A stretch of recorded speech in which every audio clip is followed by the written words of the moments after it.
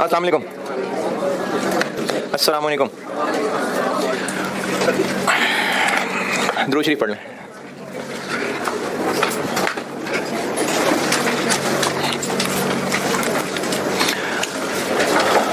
कल ज़बरदस्ती एक सवाल करा रहा था मैं और उसमें कैलकुलेशंस कर ली थी काफ़ी सारी। Machining, assembly, tool room, warehouse. अच्छा, अगला चैप्टर पढ़ेंगे ना तो आपको आइडिया होगा ये जो डिपार्टमेंट्स हैं ये फैक्ट्री के ही हैं सारे, यानी इस सवाल में कहीं वो एडमिन सेलिंग नहीं है, ये फैक्ट्री के ही सारे डिपार्टमेंट्स हैं। सैलरी लिख ली हुई थी 1425, ओवर टाइम 75, 40, बोनस। अच्छा, ये मैंने डबल 3 लिख दिया था, ये वो 3 है। नहीं, ये सही है, वो दूसरा वाला 3 था। 33.6.25 एम्प्लॉयर की कंट्रीब्यूशन थी, ये 83.3 थी। वो 3 गलती से लिख दिया था, 30 थी। 33.32 शायद, 2.08, 6.25। और वेकेशन पे या पेड लीव्स कह लें 97.2, 38.89, 2.43, 7.29। और मेरा ख्याल है कि टोटल भी कर ही लिया हुआ था।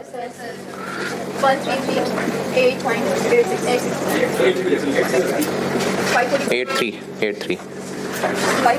545, 54,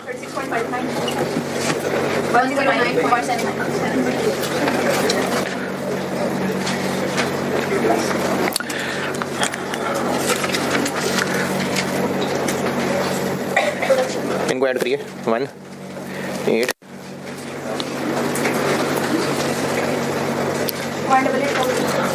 4.37।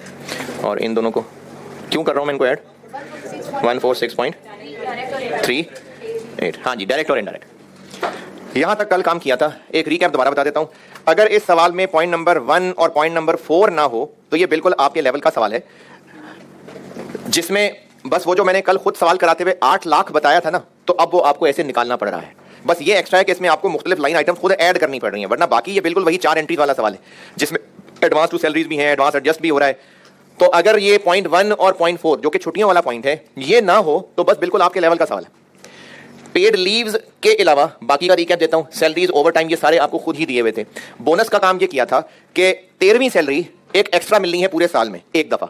तो कंपनी की पॉलिसी ये है कि उसको एक ही महीने में एक्सपेंस कहने की बजाय, अच्छा मुझे लगता है शायद ये बात यहां हुई है, फाइनेंशियल स्टेटमेंट्स जो होती है ना, फाइनेंशियल अकाउंटिंग, वो होती है एक्सटर्नल यूजर्स के लिए और उसके लिए गाइडेंस होती है आईएएस, और वो फाइनेंशियल स्टेटमेंट्स बनती हैं साल में एक दफा। बल्कि खैर आप और एडवांस लेवल पे जाएंगे तो आइडिया होगा, हर क्वार्टर में भी बन रही होती हैं, तो साल में एक दफा बनती हैं एक्सटर्नल यूजर्स के लिए। लेकिन हम जो पढ़ रहे हैं कॉस्ट एंड मैनेजमेंट अकाउंटिंग, ये कंपनी के इंटरनल मैनेजमेंट के यूज के लिए, इसलिए इसका फॉर्मेट जो कंपनी की मैनेजमेंट की मर्जी, क्या क्या रिपोर्ट बननी है जो मैनेजमेंट की मर्जी। तो हम तो वो चीजें पढ़ रहे हैं जो दुनिया में ज्यादातर कॉमनली यूज हो रही होती हैं, लेकिन कंपनी की अपनी मर्जी, इसलिए कॉस्ट एंड मैनेजमेंट अकाउंटिंग पे कोई आईएएस नहीं होता। तो ये सारा कुछ जो हम पढ़ रहे हैं ना, ये कंपनी की इंटरनल रिपोर्टिंग है। तो कंपनी ने और ये जुमला भी पता नहीं शायद बोला, खैर आपको कैसे याद होना है, कॉस्ट एंड मैनेजमेंट अकाउंटिंग के अंदर यानी internally management mostly monthly accounts बना के चेक कर रहे होते हैं। फाइनेंशियल स्टेटमेंट जो बनती है फाइनेंशियल अकाउंटिंग वो साल का साल होता है, लेकिन जो हमने सीएम में पढ़ना है उसमें मोस्टली मैनेजमेंट मंथली हिसाब किताब देख रहे होते हैं। तो कंपनी की पॉलिसी ये है कि बोनस देना तो साल में एक दफा है, यानी इस साल का एक्सपेंस है, लेकिन हर महीने थोड़ा थोड़ा एक्सपेंस डेबिट और पेबल क्रेडिट करना है। इसलिए जो बोनस देना था उसके 12 टुकड़े किए थे। और एम्प्लॉयर कंट्रीब्यूशन यहां क्यों लिखा, एम्प्लॉई कंट्रीब्यूशन क्यों नहीं लिखा? वो तो सैलरी में से कटना है, तो वो सैलरी के अंदर ये एक्स्ट्रा खर्चा होता है एम्प्लॉयर का, इसलिए इसको अलग से लिखा। पेड लीव्स के अलावा बाकी इस सवाल में जो लोग भी जाग रहे थे और अभी भी जाग रहे हैं, पेड लीव्स वाले पॉइंट के अलावा कोई एतराज, परेशानी, तकलीफ, को बुरा लगाओ किसी को, तो घबराहट कोई? हाँ जी, कुछ नहीं, कोई मसला नहीं। पेड लीव्स वाली बात में मसला होगा, और मसला ये होगा कि सर दोबारा बता दें, तो बता देता हूं। लेकिन फिर बता रहा हूं कि पेड लीव्स कैफ लेवल का कॉन्सेप्ट नहीं है, ये नहीं टेस्ट होना चाहिए था। सिर्फ इसलिए बता रहा हूं कि अगर पास्ट वाले सवाल दोबारा टेस्ट हुए, जो कि पिछले 3 अटेम्प्ट से हो रहे हैं, तो हो सकता है ये टेस्ट हो जाए, तो इसलिए एहतियातन बता रहा हूं।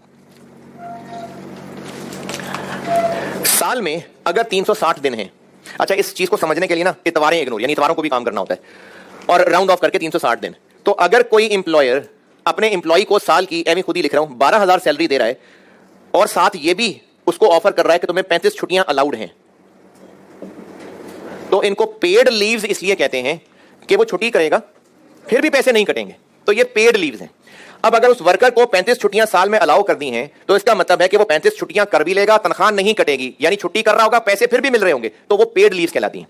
अब इसमें आगे ना फिर 2 चीजें होती हैं, C5 1 की एक्स्ट्रा बात बता रहा हूं, आप C5 1 में जब भी कभी पहुंचेंगे तब पढ़ेंगे।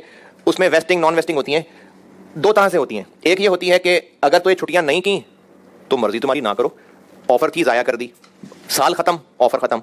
दूसरी टाइप होती है कि अगर वो छुट्टियां नहीं कर रहा तो उसको फिर इन छुट्टियों के पैसे पे कर देते हैं। ये 2 अलग अलग टाइप्स होती हैं, C5 1 में पढ़ेंगे आप। अभी आपके लेवल पे, चूंकि सिर्फ इस सवाल में टेस्ट हुआ था इसलिए बता रहा हूं, आपके लेवल पे हम इसकी ये इंटरप्रिटेशन कर लेते हैं कि इन 35 दिनों की छुट्टी अलाउ की थी। पेड का मतलब ये था कि छुट्टी कर भी लेगा तो पैसे नहीं कटेंगे। लेकिन अब दूसरा एस्पेक्ट ये है कि अगर छुट्टी नहीं करेगा तो वो टेक्निकली ज्यादा काम कर रहा होगा ना, तो फिर उस ज्यादा काम के अलग पैसे मिलेंगे उसको। क्योंकि अगर एम्प्लॉयर ने उसको 360 दिन के 35 छुट्टियां अलाउ कर दी थी, तो इसका मतलब एम्प्लॉयर ये जहन बना चुका था कि मैं उसको 12,325 दिन काम करने के दे रहा हूं। 325 क्या, तो अगर वो अपने जहन में इसको मान चुका है कि 325 दिन काम लेना है मैंने से, तो अगर वो 35 दिनों में भी घर नहीं बैठ रहा, एसी के लिए काम करने आ जाता है, तो फिर वो एक्स्ट्रा काम कर रहा है। तो आपके लेवल पे पेड लीव का मतलब कि अगर छुट्टी नहीं करेगा तो इतने काम के पैसे एक्स्ट्रा ले लेगा।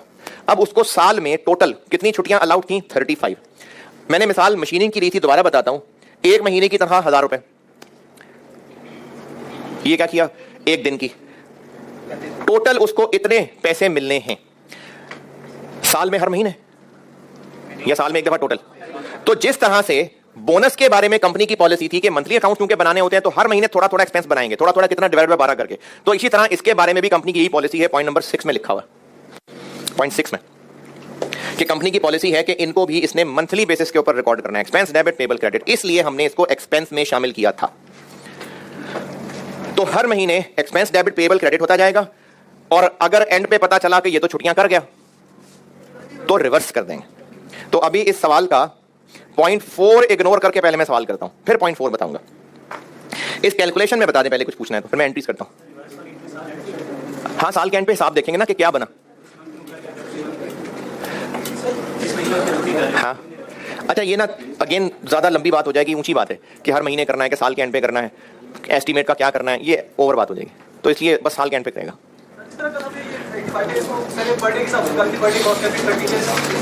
यही किया मैंने। हाँ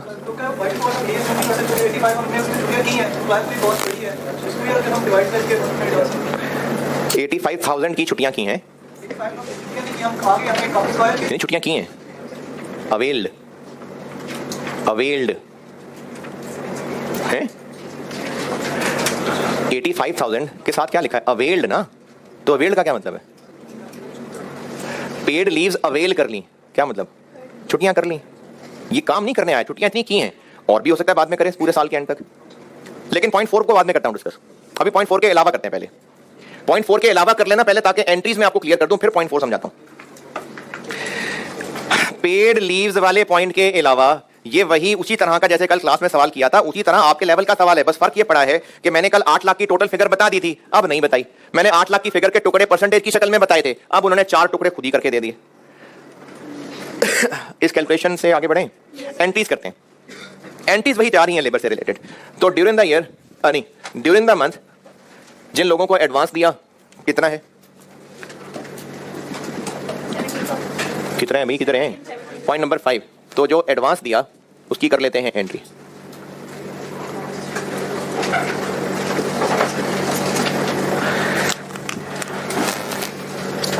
एडवांस टू एम्प्लॉइज डेबिट और पैसे क्रेडिट, कितना दिया? 17।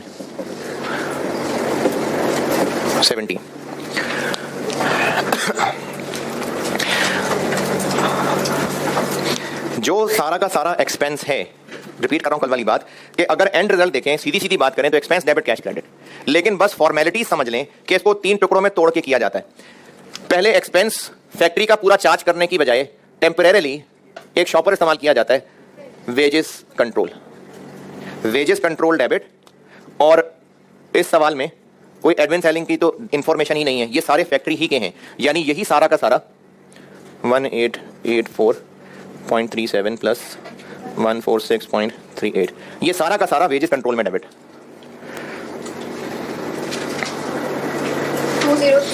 2030.75।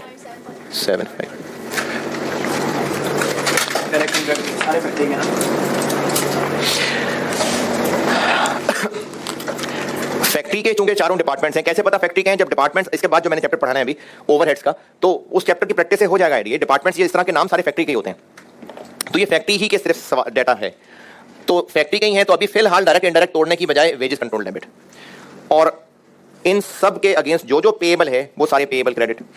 क्या क्या पेएबल है?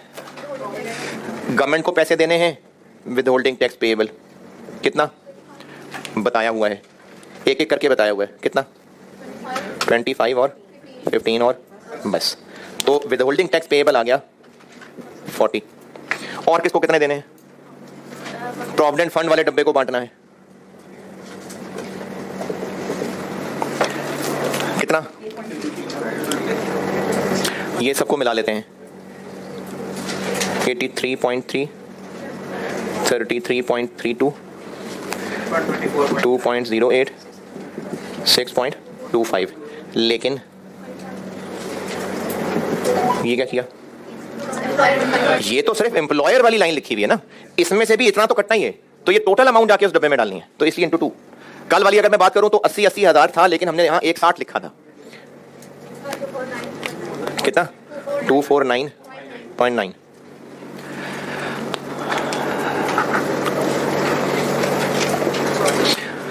जो लोग जाग रहे हैं, समझ आ रहे हैं सारे? नींद आ रही है ना?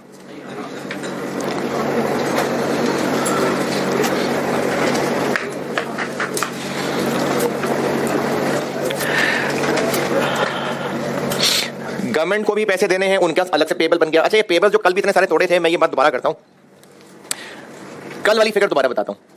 8 लाख एम्प्लॉइज की सैलरी थी, उसके अंदर से 80 हज़ार कट के प्रोविडेंट फंड वाले डब्बे में डालने थे, और एम्प्लॉयर की जेब से इतने ही और फंड में डालने थे। तो हमने जो कल वाली एंट्री में 8,80,000 डेबिट किया था, कल वाला डाटा बता रहा हूं, उस 880 के अगेंस्ट क्या क्या क्रेडिट किया था? 160 इधर डालना था, जिम्मेदारी है, इसका पेएबल अलग बनाया। फिर गवर्नमेंट को पैसे देने थे, कितने? 1 लाख, उसका पेएबल अलग बनाया। बाकी पैसे एम्प्लॉइज को देने थे, कितने? 60 है, बाकी एम्प्लॉइज को देने थे। तो जिस जिसको जितने पैसे देने थे उनका अलग अलग पेएबल बनाया था। देखें, क्रेडिटर्स एक अलग लायबिलिटी है, लोन एक अलग लायबिलिटी है, या सब लायबिलिटी है तो मिला के एक ही नाम रख लें, सब अलग अलग है ना। तो जो इस डब्बे में डालना है उसका पेएबल एक अलग लायबिलिटी थी, क्रेडिट कर दिया। जो गवर्नमेंट को देना था वो एक अलग जिम्मेदारी थी, उसका पेएबल अलग बना दिया। जो एम्प्लॉइज को देना था वो अलग जिम्मेदारी थी, उसका अलग पेएबल बना दिया। लेकिन चूंकि पैसे काट के देने थे तो एडवांस क्रेडिट करके बाकी पेएबल फिर 605 बनाया था। अब यही काम यहां पर भी कर रहे हैं। टोटल एक्सपेंस, यानी ये जो कल 880 था, ये वो है। अब इसके अगेंस्ट जिस जिसको जितना पे करना है उसकी अलग अलग जिम्मेदारी बना रहे हैं। जो गवर्नमेंट को देना है उसका पेएबल अलग, जो प्रोविडेंट फंड में डालना है उसका पेएबल अलग, और एडवांस भी कोई कट रहा है, बिल्कुल। पॉइंट नंबर 5 देखिए, कितना कट रहा है एडवांस? 28, वो भी क्रेडिट हो गया। और बाकी पैसे एम्प्लॉइज को देने। अभी लिख नहीं रहा मैं, अभी मैंने बात नहीं लिखी, यहां तक दोबारा सुने। ये टोटल एक्सपेंस निकल आया, ये वो है जो कल 8,80,000 था। इस सवाल में फर्क क्या है कि हमें वो अलग अलग फिगर्स निकाल के फिर ऐड करनी थी। हाँ, आगे भी पढ़ो ना। 2 अमाउंट्स हैं और रिस्पेक्टिवली लिखा हुआ है। इसका मतलब है पहली अमाउंट पेड वाले के साथ है, दूसरी अमाउंट रिकवर्ड वाले के साथ है। अच्छा, ये पेड एंड रिकवर्ड का मतलब ये नहीं है कि पे भी किया और साथ ही रिकवर भी कर लिया, पर तो शुक्र लगाया ना, उसको पैसे दिए फिर वापस ले लिए। ये पूरा सेंटेंस में 2 बातें की हुई हैं। एक बात की हुई है एडवांस पेड, और एक बात की हुई है रिकवर्ड, और एक ही सेंटेंस में कवर करने के लिए एंड पे लिख दिया रिस्पेक्टिवली। इसका मतलब होता है कि 2 बातें हैं, दोनों अमाउंट्स अकॉर्डिंगली अपने अपने वर्ड्स के साथ जोड़ लें। नहीं समझ आई? पहले पेड लिखा हुआ है, पेड एंड रिकवर्ड, फिर आगे करके अमाउंट लिखी हुई है 17,000 एंड 28 रिस्पेक्टिवली, का मतलब है कि ये इसके साथ है और ये इसके साथ है। नहीं हल हुआ मसला, पक्की बात है। तो ये एडवांस दिया है वो ये है, और ये है जो सैलरी से काटा है वो ये है। अच्छा, अगर किसी मासूम इंसान को लग रहा है कि दिए 17 हैं और काट 28 लिए हैं, हाँ जी, नहीं 17 देके 28 काट लिए हैं भाई। 17 तो इस महीने दिए ना, पहले भी 500 किस्म के और दिए होंगे, तो उनमें से 28 काट लिए। बस ये दो अलग अलग ट्रांजैक्शंस हैं। जो इस महीने एडवांस दिया है वो ये है, जो इस महीने की तनख्वाह से पुराने दिए हुए एडवांस में से काटा है वो ये है।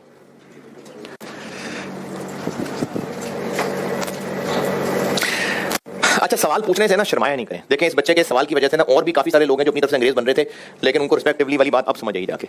तो सवाल पूछा करें, जिसको जैसा भी बोंगा सा भी सवाल लगता हो ना, पूछा करें। और किसी ने कुछ पूछना हो? अभी एंट्री चल रही है, अभी और बहुत कुछ है इसमें।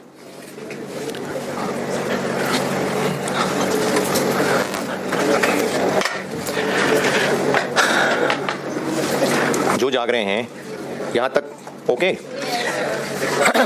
कल तक के पढ़े हुए में से जो गवर्नमेंट को देना है अलग पेबल बन गया, जो प्रोविडेंट फंड में डालना है अलग पेबल बन गया, जो एडवांस काटना है वो अलग पेबल बन गया, जो बाकी रह गया वो एम्प्लॉइज को दे देंगे।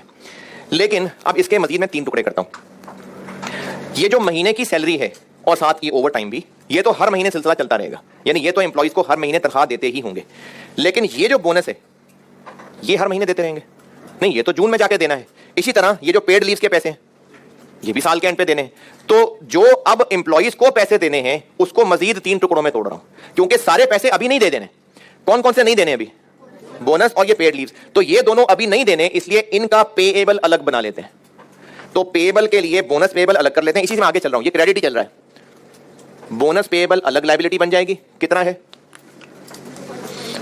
83.33, 33.33, 2.08। ये सारे पैसे तो अभी नहीं देने ना। देखिए, ये जो अभी यहां जो कल सीखा था, ये 3 लाइनें लिखने के बाद आखिरी लाइन पेबल टू एम्प्लॉइज लिख देते ना, और पेमेंट्स मेड की एंट्री में क्या करते? वो सब पे कर देते। तो ये सारा पैसा तो नहीं अभी देना। ये जो मंथली रेगुलर सैलरीज हैं वो तो देनी है, लेकिन ये बोनस और ये तो नहीं देना अभी। तो जब ये अभी देना ही नहीं है, ये जिम्मेदारी ही अलग है, तो इसका फिर अकाउंट भी एक अलग ही रखा जाएगा, यानी बोनस पेएबल। और बोनस पेएबल में वो चारों फिगर्स ऐड कर ली तो ये बन गया 124.99।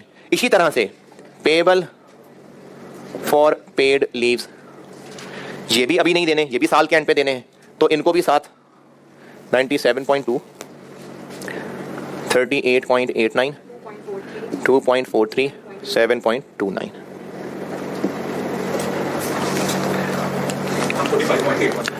145.81। ये सब क्रेडिट चल रहे हैं। अब जो बाकी बचा, हाँ, वो है जो पे कर देंगे।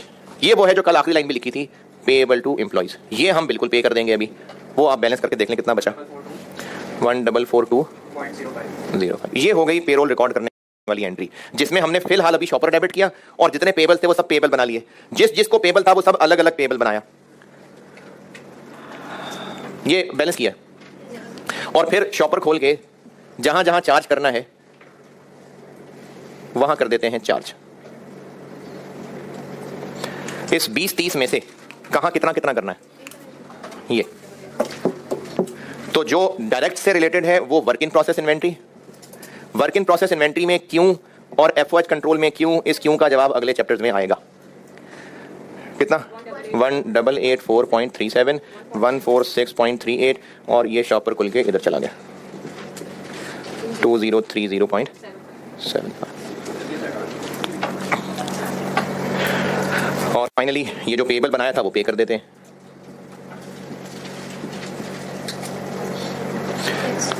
गवर्नमेंट को गवर्नमेंट के पैसे दे देते हैं 40, डब्बे के पैसे डब्बे में डाल देते हैं 249.9, और वो जो एम्प्लॉइज को पैसे पकड़ाने हैं वो एम्प्लॉइज को दे देते हैं 144205, और पैसे क्रेडिट 1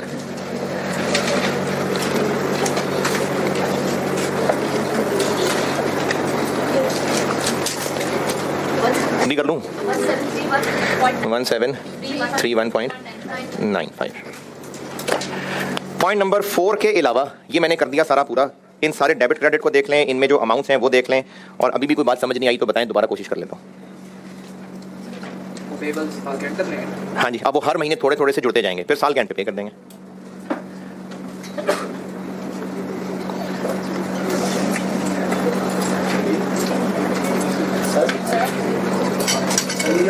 और ये पेपर जी जी पेपर किया है सैलरी लेकर वो कह दें कि कुछ मजदूरों को अगले माह मिल गया है, मैं भी तो फिर उनका भी इधर से सेटल करेंगे, उनको भी ना मिला। ये दोनों पेबल अलग इसलिए बनाए क्योंकि ये करना ही साल के एंड पे हिसाब है। ये तो है ही टोटली अलग चीज, इसलिए पेबल अलग बना दिया। बाकी रह गए वो जो रेगुलर हर महीने पे कर ही दिया करते हैं।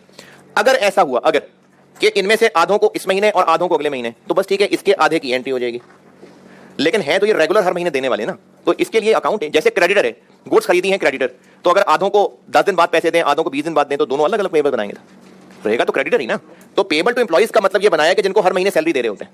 ये नाम अलग इसलिए बना लिया क्योंकि वो अलग हिसाब किताब है जो साल के बाद जाके हिसाब किताब करना है। अगर सवाल में क्लियरली ये कह देते कि ये वाली सैलरीज भी अभी नहीं दी, तो ये 1442 यहां ना लिखता। अगर सवाल में कह देता कि इनमें से अभी 1000 दिया है, तो मैं वहां 1000 लिख देता। लेकिन यहां तो पूरा 1442 ही लिखता कि जो रेगुलर पेमेंट करने वाली होती है ये वो है। अब अगर इस महीने में 1000 की है तो इस एंट्री में 1000 आ जाता, अगले महीने सुबह सुबह 442 और दे देते, फिर एंट्री हो जाती 442 की।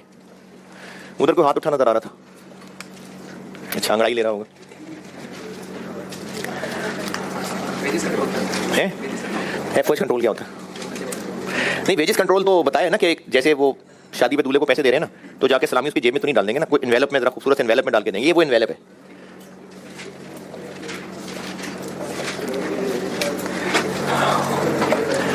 जी कल थे क्लास में, कल वाला लेक्चर खोलना। एम्प्लॉयर की कंट्रीब्यूशन कितनी थी?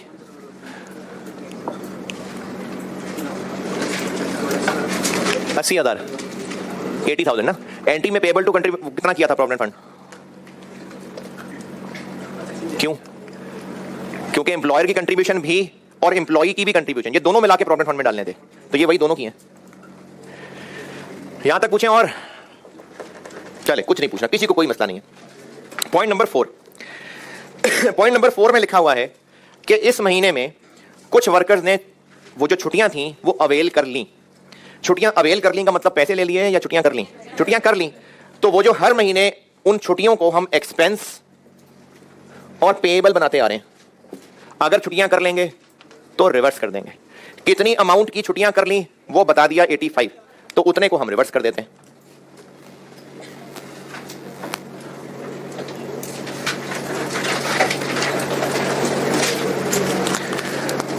पेबल फॉर पेड लीव्स 85 है जी। लेकिन हमें इस महीने पता चल गया ना कि कितना, जैसे एडवांस है, अगर एडजस्टमेंट हो गई तो क्रेडिट कर दिया। इसी तरह अगर हमें अभी ही पता चल गया कि इतनी हो गई हैं छुट्टियां तो कर देंगे एडजस्ट, क्योंकि उसने अमाउंट बता जो दी। अगर तो होता ना ईयर एंड, तो वो ये होता कि वो साल के एंड पे जाके हिसाब किताब करते कितनी हुई कितनी नहीं हुई। अब अगर उसने हर महीने में कर ही लिया हिसाब, अगर देख ही लिया कि इस महीने में कितनी छुट्टियां हुई हैं, तो कर लेते हैं एंट्री, अमाउंट जो पता चल गई है।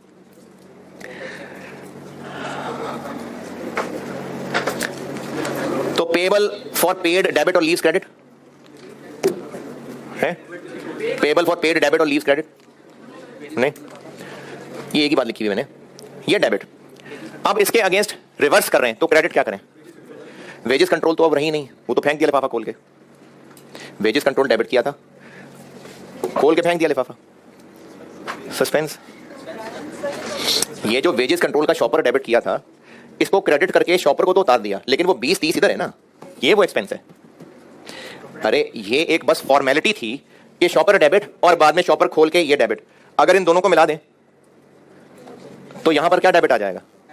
वर्क इन प्रोसेस और एफओएच। वो तो बस वैसे फॉर्मेलिटी है कि वेजेस कंट्रोल, जब मेहमान आ रहा है तो उसको ड्राइंग रूम में सीधा दरवार तोड़ के लाने की बजाय वो कहीं गैराज से गुजर के आएगा ना। तो ये जस्ट फॉर्मेलिटी है कि जो लेबर की कॉस्ट इस दोनों को चार्ज करनी है, बस फॉर्मेलिटी है कि पहले इस अकाउंट में लाके फिर यहां से निकाल के चार्ज करते हैं। तो अब ये जिन लोगों ने छुट्टियां की हैं वो इनमें से कहां के हैं? नहीं पता। अब जब नहीं पता तो इसके लिए जो मर्जी आंसर करें वो ठीक है। जो मर्जी से मुराद ये चाहे वो सिर्फ इस डिपार्टमेंट के लोग मान लें तो ये क्रेडिट कर देते हैं, इस डिपार्टमेंट के लोग मान लें तो ये क्रेडिट कर लेते हैं, और चारों के लोग मान लें तो आधा आधा तो ठीक नहीं है, इस प्रोपोर्शन के अंदर बांट लेते हैं। तो अगर आप इसमें यह अज्यूम करें कि ये सारे के सारे लोग इन दोनों डिपार्टमेंट्स के हैं तो एफओएच कंट्रोल क्रेडिट, सारे लोग उन दो के हैं तो वर्क इन प्रोसेस क्रेडिट, और अगर सब डिपार्टमेंट्स के हैं तो वर्क इन प्रोसेस भी क्रेडिट और एफओएच भी क्रेडिट। कितना? 85 को इन दोनों में रेशो में बांट लेते हैं। रेशो में कैसे बांटते हैं? इससे डिवाइड, इससे मल्टीप्लाई, इससे डिवाइड, इससे मल्टीप्लाई। तो अगर दोनों में बांट लें तो वर्क इन प्रोसेस में आ जाएगा 7, 8 और इधर 6 पॉइंट।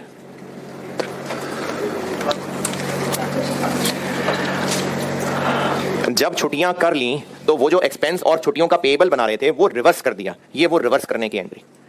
पेएबल रिवर्स करना है तो डेबिट करके रिवर्स कर दिया, एक्सपेंस रिवर्स करना है तो एक्सपेंस क्रेडिट कर दिया। वो एक्सपेंस किधर है? एक्सपेंस तो कहीं लिखा नजर नहीं आ रहा।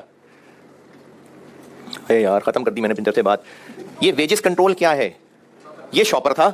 अगर इस शॉपर को यहां से हटाएं और दूसरी और तीसरी को नेट करके देखें तो ये जो एक्सपेंस यहां डेबिट करना है वो दो लाइनों में तोड़ के किया हुआ। वेजेस अगर डायरेक्ट लोगों की हैं तो वर्क इन प्रोसेस, इनडायरेक्ट की है तो एफओएच। जब हमने इन दो में एक्सपेंस डाला है, इन दो में, तो अब रिवर्स करेंगे तो इन्हीं दो को क्रेडिट करेंगे ना। तो 85 को इन दोनों में क्रेडिट कर दिया। 85 को कैसे तोड़ा है कुछ नहीं बताया तो प्रोपोर्शनेटली तोड़ दी। ये था जी सवाल। वेजेस कंट्रोल तो रहा ही नहीं ना, वो तो डेबिट क्रेडिट होकर नील हो गया है, खत्म हो गया है, वो तो बचा ही नहीं। अब गलत हो जाएगा, खत्म हो गया जी। ये भी तो रिव्यू कर सकती है कि वो ये ईपे नहीं करेगा तो जैसे नॉर्मल है जो ईपे है पेड लीव। हाँ वो रिव्यू कर सकती है कि तो उससे बाद ये ऊंचा सवाल। मैंने कहा ना ये ऊंचा कॉन्सेप्ट है, सिर्फ इतना रख लें जितना इस सवाल में था, अदरवाइज ये आइए सुनने से C5 1।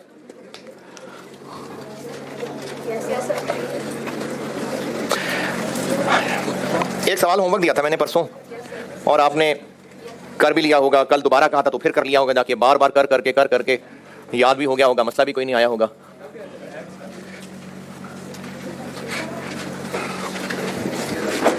क्वेश्चन नंबर 12 दिया था मैंने। लेबर 4 तरह के लोग थे और इन चारों ग्रेड्स में कितने वर्कर्स हैं, कितने कितने घंटे उन्होंने काम किया, ये बताया हुआ है। लेकिन एक का बताया है तो नंबर ऑफ लोगों से मल्टीप्लाई करेंगे तो टोटल पता चलेंगे। इसके कितने? 2, इसके 7, इसके जिन्होंने भी किया है, जिन्होंने भी, किन्होंने, सही। बाकियों को यकीनन कोई मौत ही पड़ी होगी तो नहीं किया होगा। चलें शायद जिंदगी में कभी करने का दिल कर जाए। ये इन चारों ग्रेड्स में मौजूद वर्कर्स के टोटल आवर्स हैं। अब इनमें जो बेसिक वेज और ओवर टाइम है, जिन्होंने भी किया है, बेसिक वेजेस और ओवर टाइम में उम्मीद करता हूं कि आप खैरियत से होंगे और आपको इसमें कोई मसला नहीं होगा।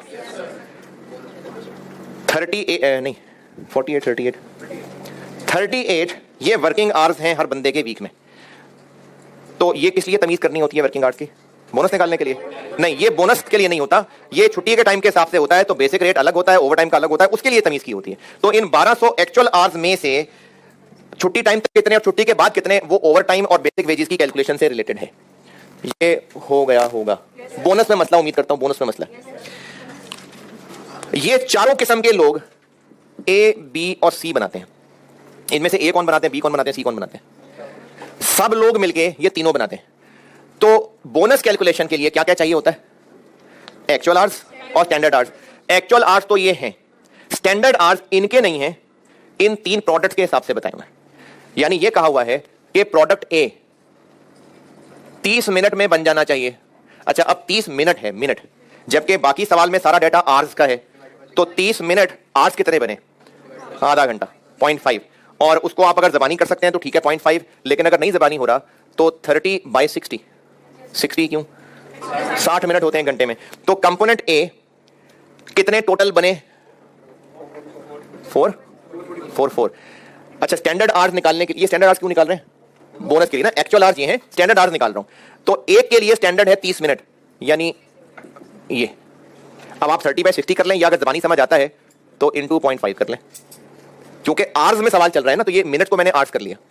इसी तरह से बी के कितने बने, और इसका स्टैंडर्ड टाइम है 54 मिनट्स। अगर समझ आता है तो 54 मिनट्स मींस 0.9 आवर्स, नहीं समझ आता तो कैलकुलेटर को करने दें।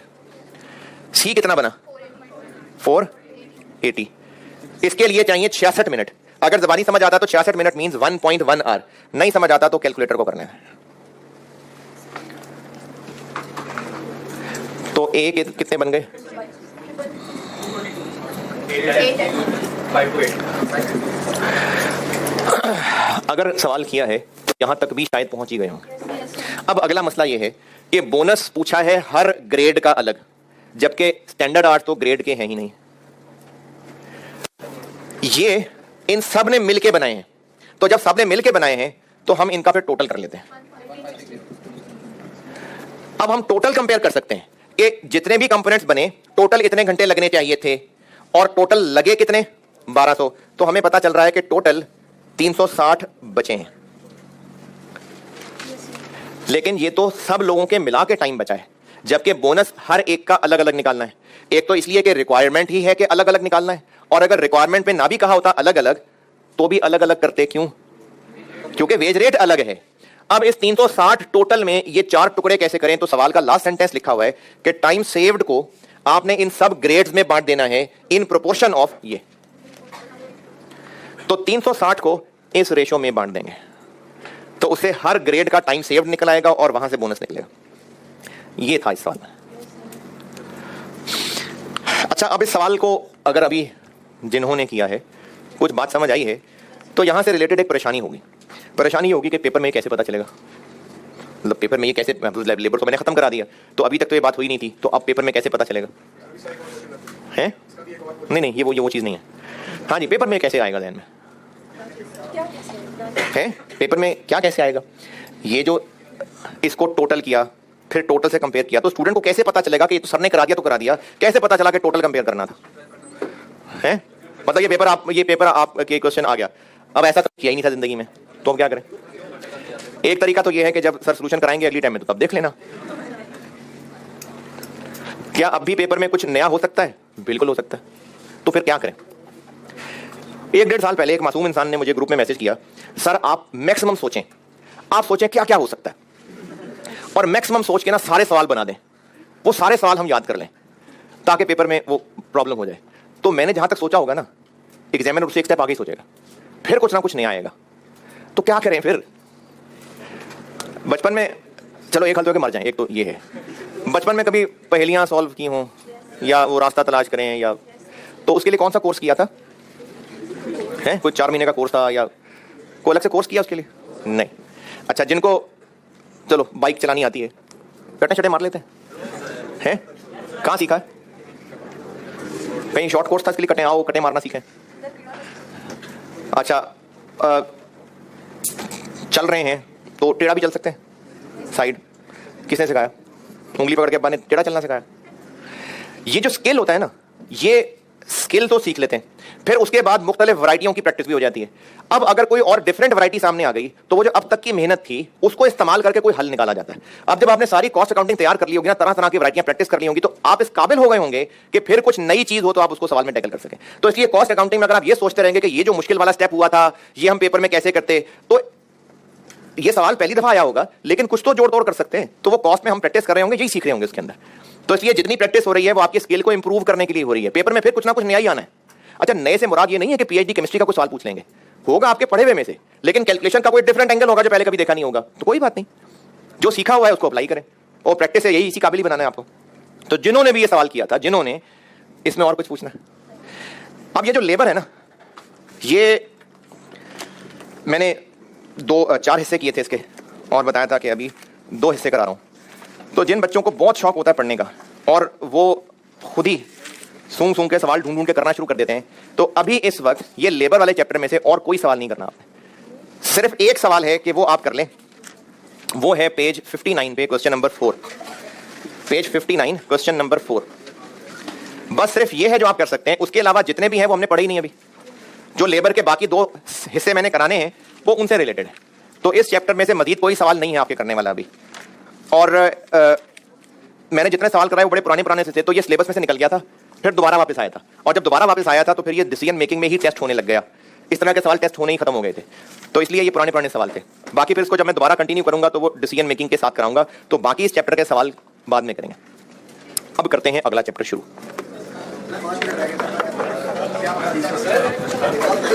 क्या करूं?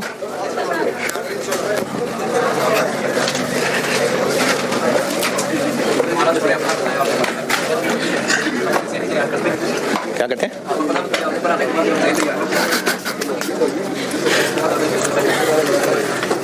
कल करते हैं शुरू।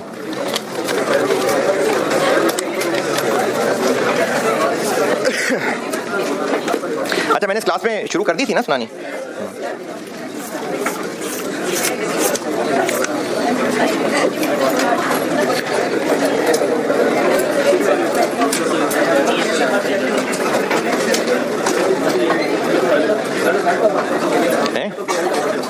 मुझे भी भाई 2-3 का ही पता है। कोई आखिरी बात किसी को याद हो तो? हाँ, खटकना। ओके।